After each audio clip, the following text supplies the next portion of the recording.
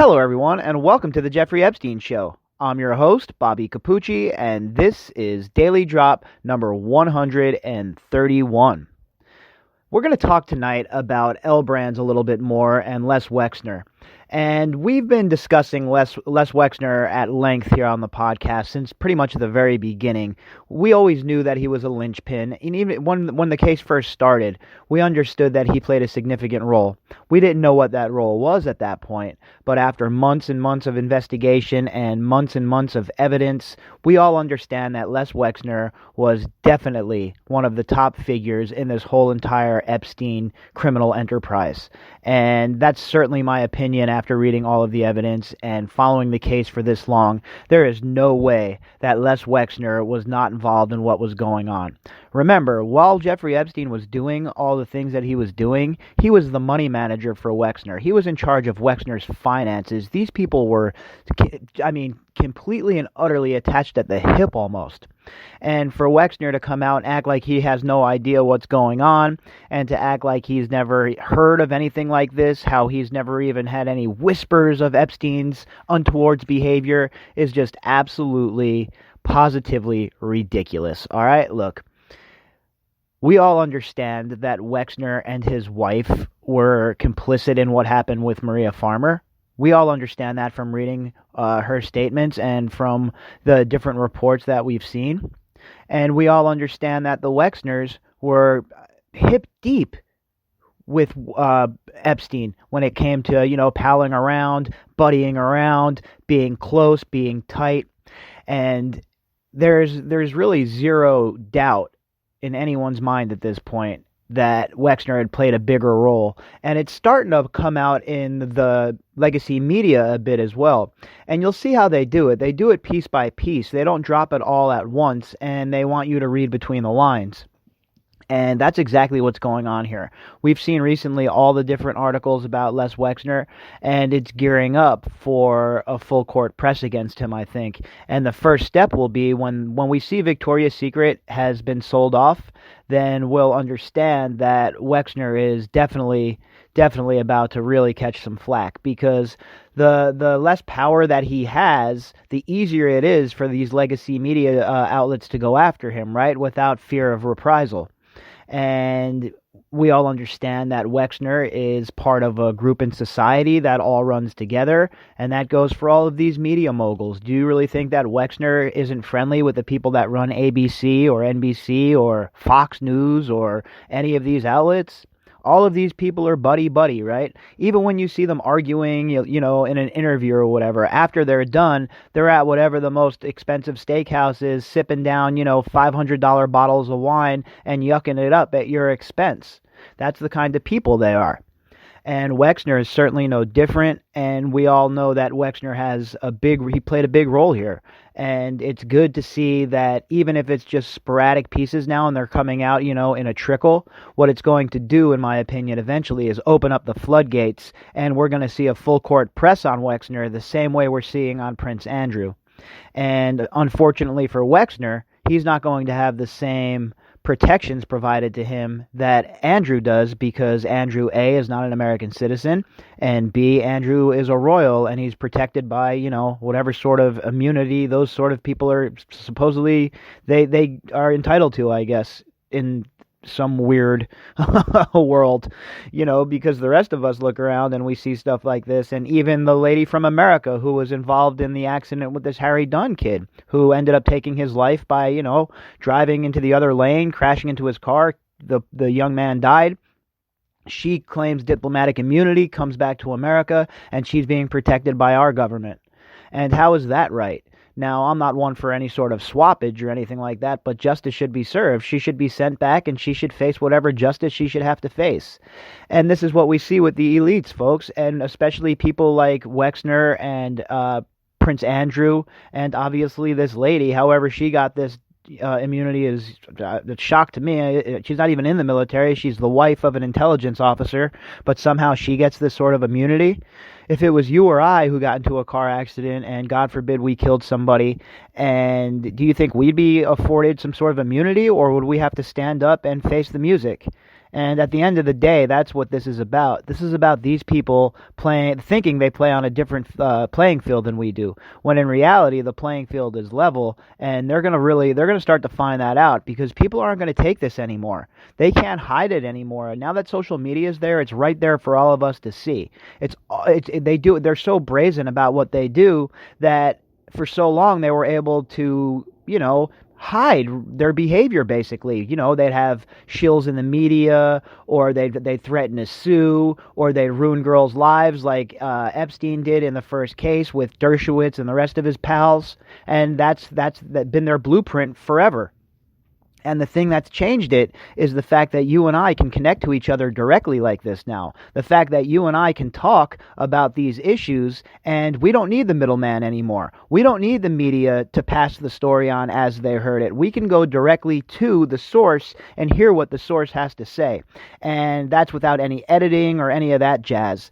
And it's a big problem for these elites. It is a big problem for these elites because, look, let's be honest. Look what they do in China with information. Look what they used to do in Syria or Iraq or in any of these countries where there's a dictator or a strongman or, some sort of communistic rule in place. What they do is they make sure that you're not allowed to, browse the internet unguarded.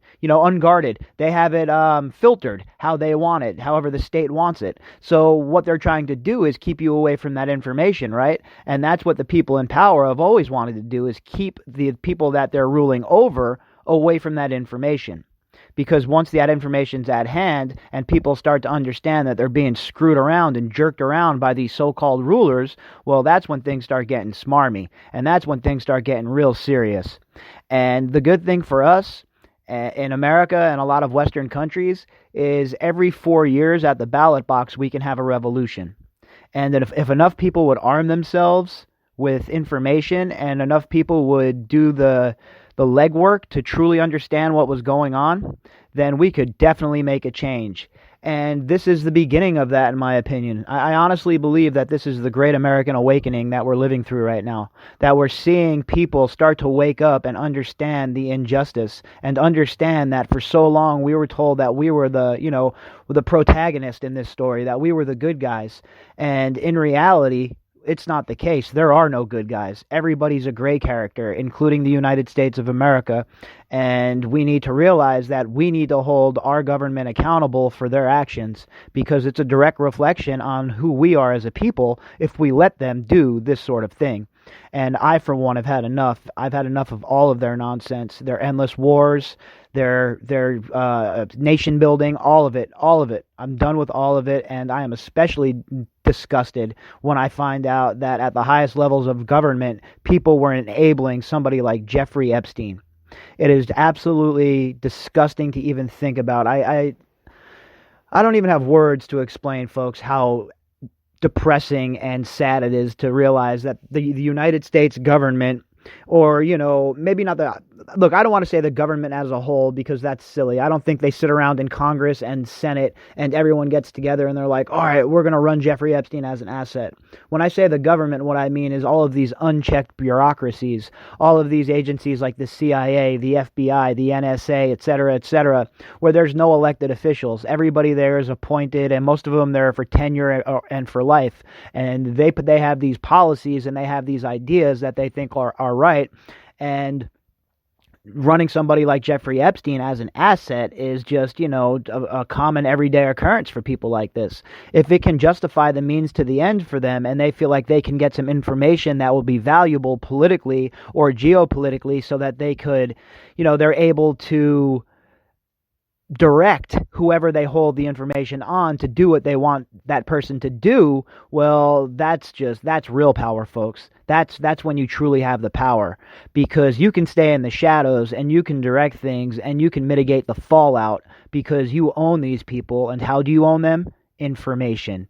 And that goes back to what we just talked about a second ago. That's why these governments do not want us to have the information that is available to us now. All right, so the article is from Barron's.com, and the headline is, L brand stock might need more. Sorry about that, excuse me. L brand stock might need more than a Victoria's Secret spinoff, analysts say.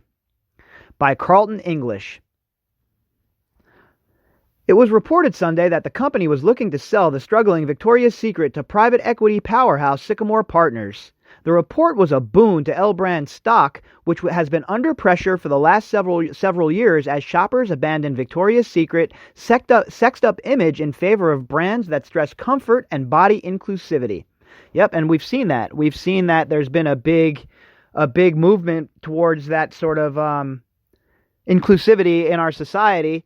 Western society especially, and we see that Victoria's Secret has been left behind. And I'm not, speaking to the merits of it one way or the other. I really don't pay attention to social issues such as that. I'm more focused on more issues like this case we're covering here. But I can understand why people, look, people talk with their money and they walk with their money. If you have a product and you're pushing a product that people can't get behind, why would they spend their money on it? Why, if they don't believe in, the values of your company or the direction of your company, why would anybody want to spend their money on your product? So I can understand how Victoria's Secret has lost a bunch of money, and you could totally see how their stock prices have dipped big time, especially you tag on the Wexner situation and what Wexner is accused of and what we know Wexner was involved in, and you can totally understand why people are not buying Victoria's Secret stuff anymore. A Victoria's Secret spinoff would leave Bath & Body Works as a standalone entity. Despite operating amid a broader retail apocalypse for bricks and mortar stores, the brand, which hawks scented candles and body lotions, has seen aggressive sales growth.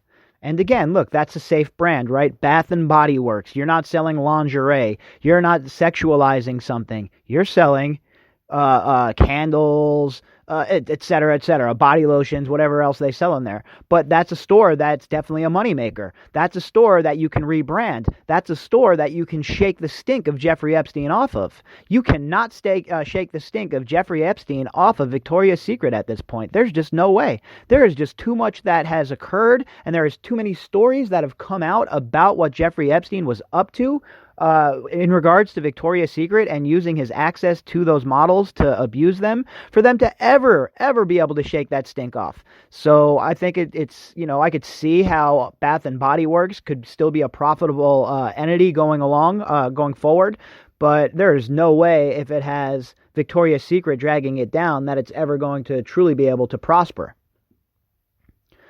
But while some on Wall Street loudly rejoiced over the news, others are less bullish about what the spinoff may accomplish. Credit Suisse analysts shift their rating on L Brands to neutral from underperform on Tuesday and lifted its price target by $10 a share to $24, which is roughly where shares closed on Monday. While the possibility of a spinoff helps L Brands, the analysts have significant concerns over how much longer Bath & Body Works can grow at a feverish pace while many of the malls they operate in are in decline, and that's definitely a big worry. The brick and mortar stores, that's a tough sell for anybody. So I think that L Brands is going to be in big trouble, folks, right? It's going to be in big trouble, and especially if Wexner stays on as CEO of L Brands when Victoria's Secret's pieced off. All that stuff I was talking about, how Bath & Body Works can be successful, is contingent on, of course, Wexner not being involved with it. Wexner stepping down or Wexner selling the whole kit and caboodle, whatever it may be. But he can't be the CEO of either of these companies anymore. I mean, there's just no way, right? There's no way that they're going to be able to be as profitable as the shareholders would want them to be, or as some of the forecasters might be forecasting them to be. There is no way in hell with Wexner in charge that'll be the case. It's unclear to us how long Bath & Body Works stores can continue to deliver same-store sale growth that's 1,000 basis points or more above the traffic levels of the shopping centers they're located in, Michael Benetti, analyst at Credit Suisse, wrote Tuesday. Benetti noted that Old Navy's growth decelerated after Gap, GPS, announced plans last year to spin off the retailer from its namesake brand and Banana Republic. Gap has since called off its spinoff. He sees that there could be a distraction overhang as the potential deal unfolds and that Bath & Body Works may have hit its peak, suggesting its valuation could dip. We prefer to stay neutral for now, Benetti wrote, and that's a wait-and-see approach. It's very coy on Benetti's part. he's taking a wait-and-see approach to see what happens with Wexner, in my opinion. Obviously, I don't know Mr. Benetti. I've never sat down with him. I don't know what he's thinking. But from a strategy approach here, and being thinking about it how Benetti would think about it, why would he get on board and make a decision one way or the other if he doesn't know who's going to be at the helm of the company? With all of that turbulence, then I think that the neutral rating is a good idea. But what you see here is a lot of shaky times ahead for Les Wexner. There is no way he's going to be able to stand on this board of both companies at this point, in my opinion. First, we'll see Victoria's Secret be the first domino to fall, and then the second domino, in my opinion, will be he steps down from L Brands in general. And he'll mask it as some sort of, oh, this is retirement, I want to spend it with my family like Dubin did. And you know how these people play the game. They're trying to save their public image, when in reality, there's nothing left to save, because anybody who's paying attention right now is disgusted by Les Wexner.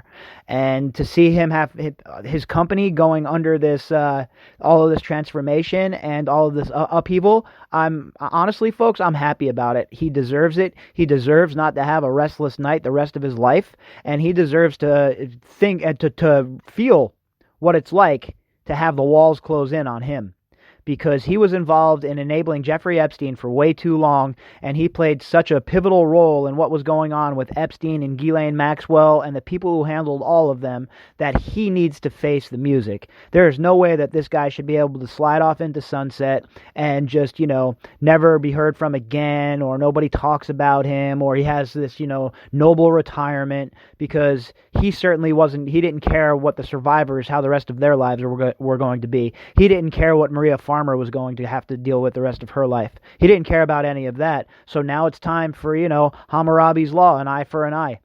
And it's time for Wexner to face the music. It's time for the authorities to really bear down and take a good, hard look at who exactly Les Wexner is.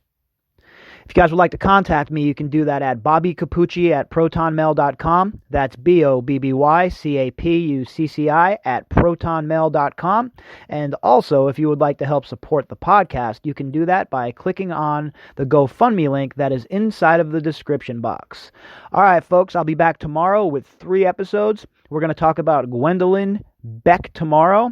I meant to do that yesterday or today, but with heading out to help search for the missing hiker who ended up passing away, I kind of got a little bit backlogged. So tomorrow I'm going to do the 3 episodes. We'll have the evolution episode, the daily drop, and then obviously the morning update, and we'll keep it rocking. All right, everybody, I hope you all have a great night, and I will talk to you in the morning.